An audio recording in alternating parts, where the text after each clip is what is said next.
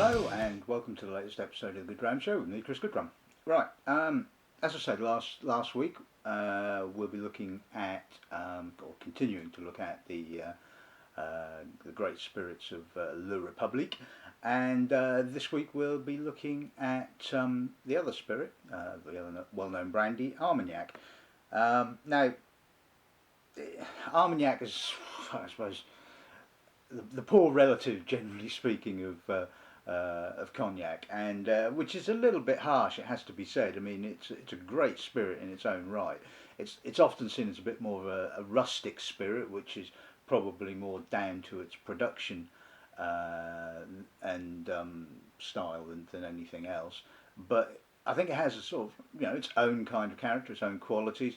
And yeah, okay, so it tends to be or can be less refined than cognac, but certainly some of the best Armagnacs certainly have these sort of floral characteristics of great cognacs, and I guess one of the things is that it's not as expensive as cognac, so you can pick up sort of an older spirit for less money, which is always good. But anyway, the region itself is situated in Gascony, in the south of France, and allegedly it's France's oldest brandy, and historical records of its production date back to 1411. So it's been going for quite a long time. It's divided into sort of three regions. The main region is called Basse-Armagnac, which is situated around the town of Aire-sous-l'Ador. Hopefully I pronounced that correctly. It's known as Black Armagnac, which is nothing to do with the colour, more to do with the fact that the area is pretty heavily wooded. They have dense pine and black oak forests in that part of France, and a lot of the wood, or a lot of the barrels are made from local Gascon oak, which tends to be like French oak. Itself is fairly sort of tightly grained. But has sort of less vanilla input than say Limousin oak, and it tends to have more of a sort of a tannic kind of quality, a tannic bite, which again is kind of I suppose another reason why Armagnac is again thought of as sort of a bit of a rustic spirit. To the east of Basse-Armagnac you have the area known as Tenazar, which is around the town of Condom. Great name, huh? And it tends to produce slightly more floral kind of spirit, so more aromatic, sort of tends to have a sort of a violety kind of character, whereas the spirit from the Basse-Armagnac region tends to be richer and fuller, and tends to have a bit more of a sort of dried fruit kind of character, often plums and that kind of thing. Tend to be found in those kind of spirits. And then the third area of the region is called Haut Armagnac, or White Armagnac. Now I'm guessing it's called White Armagnac because the soils in that part of France are pretty much 100% chalk. I'm guessing that's probably why. And the area itself produces probably the poorest quality spirit because most of the grapes are too good to be turned into Armagnac. And so most of the grapes in that part of Gascony tend to sort of end up being turned into wine, which is then sold as Côte de Gascon.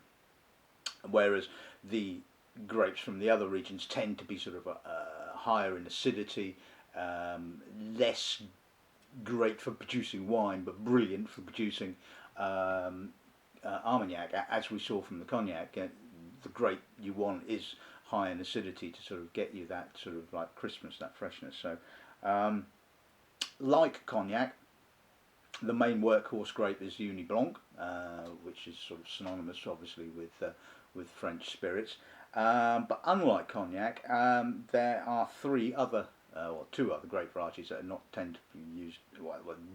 One grape variety that's not used in cognac. The other two sort of occasionally get used. So basically, you have Folle Blanche, which again produces a more aromatic, sort of lighter sort of style of cognac, and you have Colombard, which produces a richer, spicier, fruitier style of cognac, and finally you have the interestingly named Baco 22A, which I think in 2010 the authorities decided to outlaw from production, because up until then the Armagnac region was the only region in France that was allowed to use a hybrid grape variety or cross grape variety in their AOC. And Baco 22A is interesting because it's a cross between Folle Blanche and another grape variety called Noah. Now, I don't know Noah, not personally anyway, never met the guy. And it tends to have some of the aromatic floral qualities of Folle Blanche, but it's mainly used for this interesting characteristic which is called foxy, and it kind of has a sort of wet animal kind of character. It's really, really interesting, and it gets really interesting when it gets older, and you get a sort of an almost kind of like an aged herbal sort of kind of character coming through with it. And I was fortunate enough when I went to the region a number of years ago to have a blending session at Baron de Sigognac, and I put together the blend, and I used a little bit too much Baco, and it was a bit weird, shall we say. Probably not the sort of spirit you'd enjoy. It was a bit more of an endurance. So unlike my blending at Maxime Troujol, which went really, really well, this one wasn't quite so good. So it's it's the kind of thing you have to use very, very carefully. And like with cognac, Armagnac is a generally speaking a blended spirit. They will blend spirit from different ages to produce their range. And like cognac, they have a similar kind of age statement, where you have VS or 3-star, which is 2 years old, or a minimum of 2 years old, VSOP, which is a minimum of 5, XO, which is a minimum of 6 years old, and then right at the top you have Hordage, which is a minimum of 10 years old. Now, again, like cognac, they're not quality statements, so don't think that it's an XO Armagnac, it's going to be absolutely stunning. It just means that the spirit has to be at least 6 years of age. And like cognac, it's all about the producers, and like cognac, there are a number of individual properties that produce Armagnac, and there are negociant businesses, and sometimes the two are combined. Certainly one of the properties we'll be looking at today does that, and it's probably one of the largest negociant businesses in Armagnac. But in actual fact, the property itself is relatively small by spirit standards, but by Armagnac standards it's pretty big. And the thing with Armagnac is there's a lot of it sloshing about, still stored, that from properties that are no longer in production. I mean, there's a number of properties that have stopped producing over the years, mainly because it's cheaper. It's a cheaper spirit than Armagnac, so they're not cognac, so they're not making quite so much money, and all the usual reasons why these sort of properties stop producing. And somebody has to look after the spirit and decide when it's ready for bottling and all that kind of stuff. And so you have management companies, and again we'll be talking about them when I actually introduce the range. So that's a really basic potted sort of history sort of thing about Armagnac. If you want more information, there's plenty of it online. So I think it's time to introduce this afternoon's little lineup. Sometimes I cry and look for something.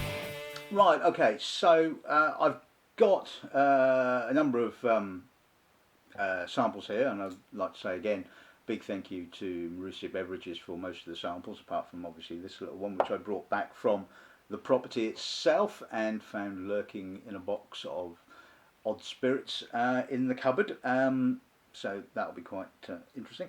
And unopened, I hasten to add. I've only opened it today, so it's not like it's kind of sat there and but anyway, so I've got a number of ages and a number of sort of different varietals. We have sort of two which are single varietal Folle Blanche, which is the I'll start at the beginning. Basically, we're looking at the Baron de Sigognac range. I've got both the 10-year-old and the 20-year-old, both bottled at 40% now. Sigognac is a brand name which is owned by the Gouache family, whose history in the region dates back to about the 12th century.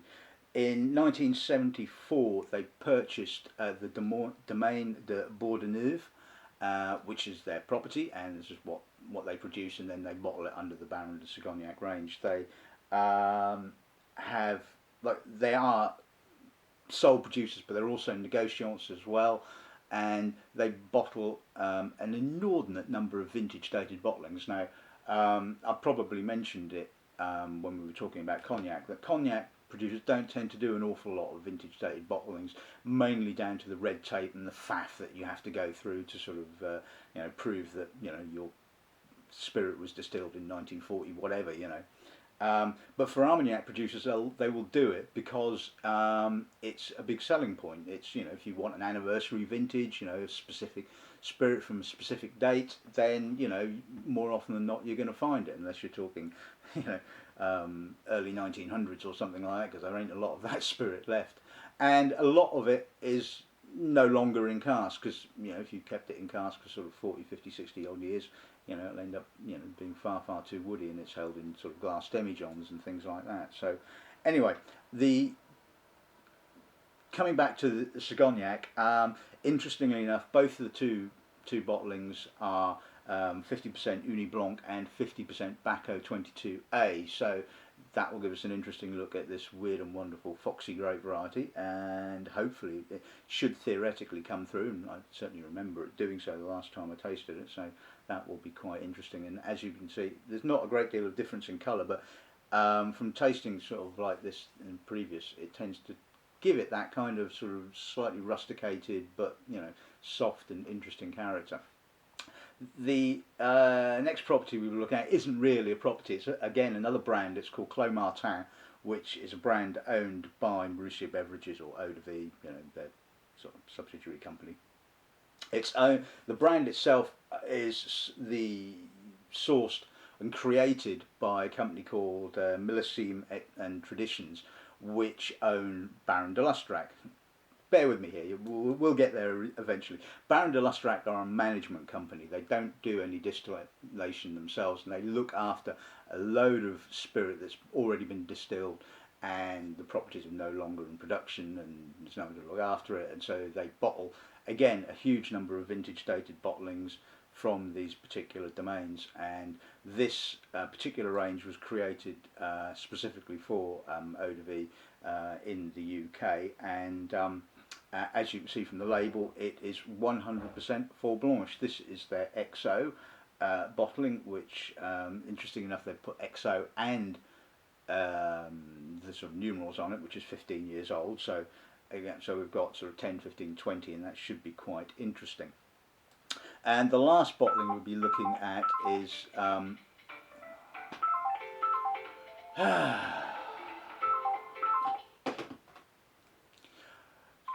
apologies for that.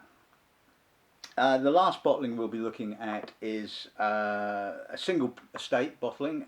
It's bottled by Domaine Boigneres, which was acquired by the eponymously titled Jean Boigneres in 1807.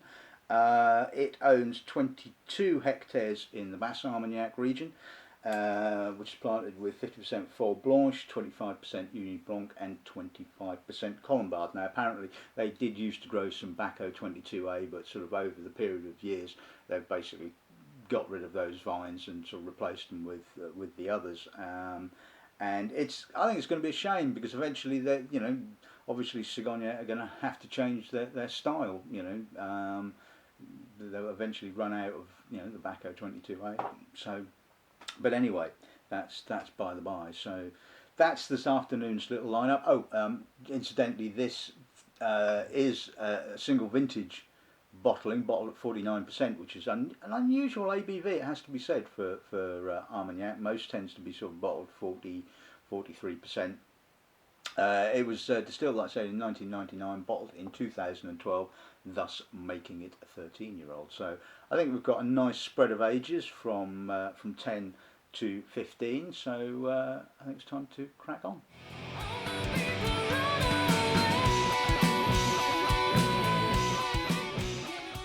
Right, okay, so let's start with the Sigognac 10-year-old then, shall we? Now that's a nice nose. It's got plenty of dried fruits, raisins, sultana, quite aromatic in actual fact, but it's got a sort of underlying sort of spiciness, a bit of that kind of rustic Baco character coming through. A little bit of citrus, a little bit of dried orange. It's got a lovely richness, and like I was saying when we were tasting the cognacs, a lot of the heavy sherry cask whiskies can tend, certainly with age, tend to have this sort of slight Armagnac-y like rancio, this sort of dried fruit, but herbally dried fruit. It has a sort of vibrancy to it. It's not sort of sort of treacly as some sherry cask whiskies can be. It's certainly got a lightness to it, but yeah, it's got that sort of rustic kind of character, but really soft, really interesting. Palate?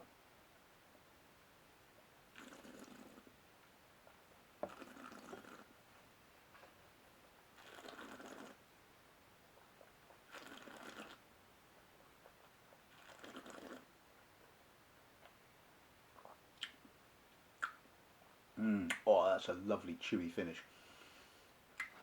Again, lots of dried fruits, dried citrus, lovely spicy aftertaste. Soft, slightly sort of sweetish kind of spices. Again, it has that sort of slightly kind of foxy kind of character, that sort of herbally sort of edged rancio, minerality, freshness, but a real depth to it, a real richness of dried fruits. And that's really nice. That's very good. And sometimes I believe I can be born again. Right, okay, and so moving on to the Domaine Boigneres. Okay, like I said, 13 years old, bottle of 49%, sorry. Let's see what the nose gives us on that. Now, first off, it doesn't have any of that herbally sort of foxy kind of character, obviously because it's all Fol Blanche. Lovely aromatics, quite dense, quite rich. Again, not as light as say a cognac, but certainly has some lovely depth to it. A little bit of treacle. Probably a little bit more complex than the Sigognac, but not by a huge amount. That sort of extra sort of few years in the cask is giving it a little bit more dusty spice. It's just a different style, and closer in style to cognac. I mean, I'm saying that sort of Armagnac, you know, it's not a case of just because it uses Baco 22A and it's a bit weird, you know, that's what all Armagnacs are about, but to me that's what kind of gives Armagnac its kind of edge, its difference. Really rich, really juicy, again sort of, you know, dried, bit of dried apricot, some plum. Palate?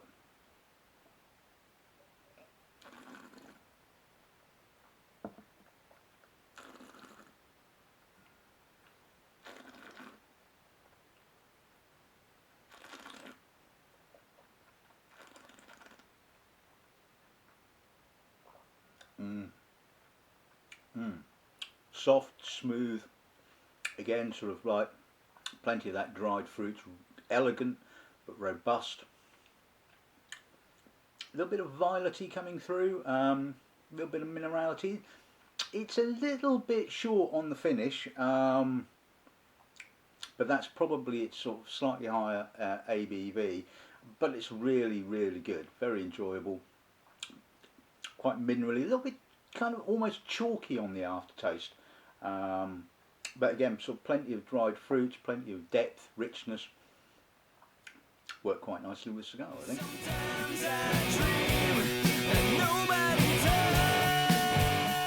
Right, moving on to the Clos Martin 15-year-old then. Now that's a nice nose. Again, similar to the Boigneres, with that sort of elegant, very floral character. Light dried fruits. It's not quite so dark as the Boigneres in character. I mean, the colour is fairly similar, but the aromas are a lot lighter, a lot more in the sort of dried grape, sultana, dried apricot kind of character. A little bit of spice, a little bit of smoke, a little bit of tannin. But that's absolutely gorgeous. Really nice maturity to it. Palate.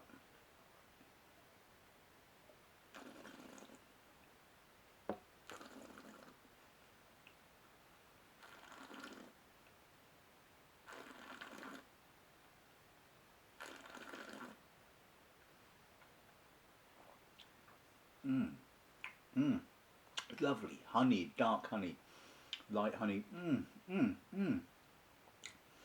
Again, a bit like the nose, elegant, slightly floral, delicate, with again the sort of dried fruits more in the sort of the sort of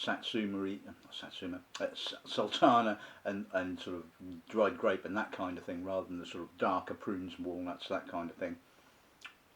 Really elegant, spicy, slightly tannic finish, but again lots of fruit, lots of character. Oh, it really lingers. That's a lovely spirit. Really, very, very good.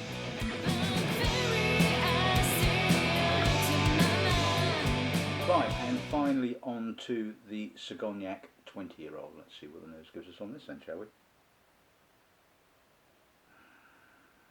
Like the 10-year-old, but more, if you see what I mean. More dark spices, more herbalness, more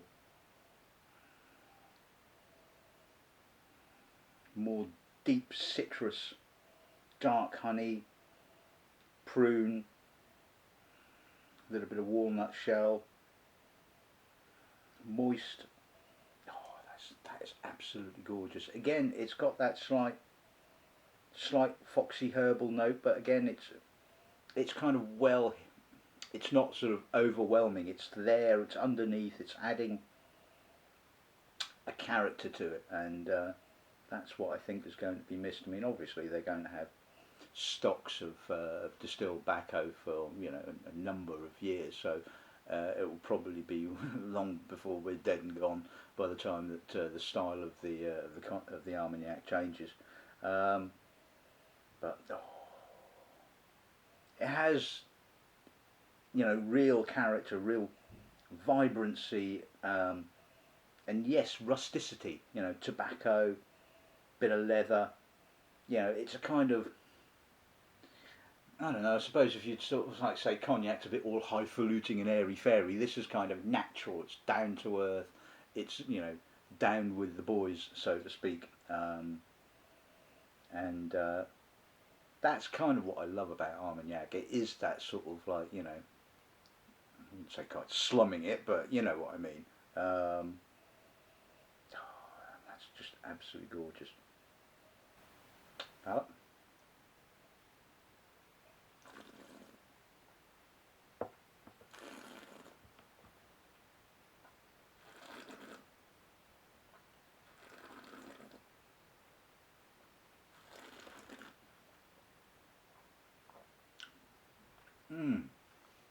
Oh, lovely, leathery, spicy tobacco finish. Real dryness. Get those tannins going that really make the mouth water.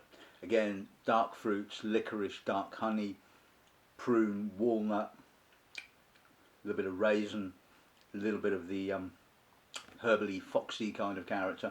God, that's got a finish. Almost got a bit of a sort of chilly warmth.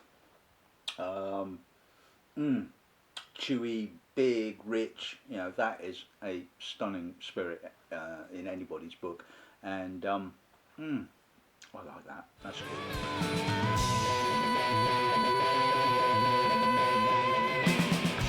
Right. Okay. So let's sum this little tasting up then. I love the Sigognac range. I love the sort of slightly off the wall kind of character. Certainly that the tobacco gives their particular spirit. I love the leathery, dark, tobacco-y, rich kind of, you know, rustic style. But you know, again, rustic does not mean kind of like, oh, you know, it's just the characteristics of it, and I love that. That's absolutely stunning.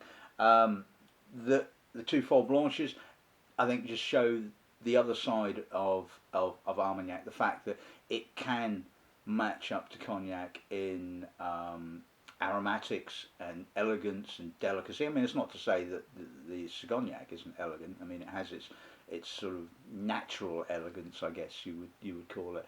But certainly the Fol Blanche Clos Martin is just absolutely stunning and really elegant, delicate, and yeah, absolutely fantastic. So there you have it. I mean, we stock both the Clos Martin and the Sigognac in the shop, and we have done for quite a number of years, and it's a really nice complementary range to each other.